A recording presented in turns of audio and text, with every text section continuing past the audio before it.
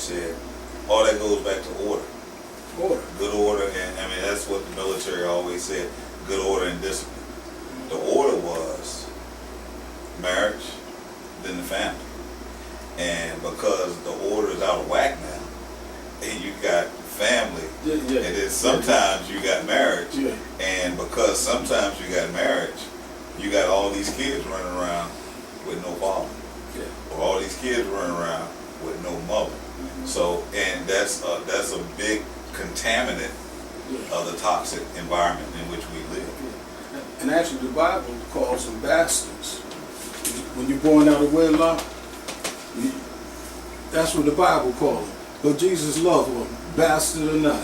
I mean, let's be honest. God, He sent Jesus to die for them.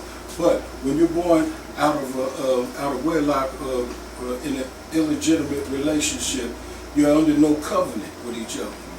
So with no covenant combining you, that's what would happen.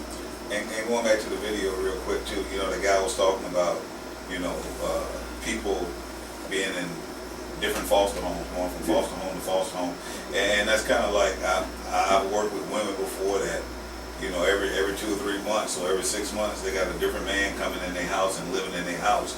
So my rules and my values are going to be different than your rules and values. It's going to be different than Wes's rules and values. So if Sonia's the mother and she got 3 or 4 little kids running around, every 6 months the rules change.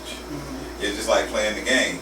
How can you play and really win the game unless you know the rules? And if the rules keep changing, it's going to be hard to win. And when I say win, I'm talking about not so much win a game, but win in life and be successful.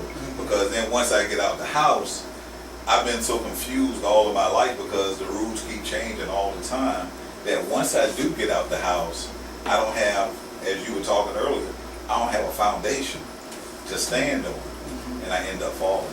Or I end up taking all of those 30, 40 different rules that I had from those 3 or 4 different men that kept living in my mama's house, and then I meet a girl, and I try to implement all 40 of the rules in her life. Like the guy said, she's the chauffeur, so now I'm going to bring my baggage, and I'm expecting her to pick my baggage up and take it into her life.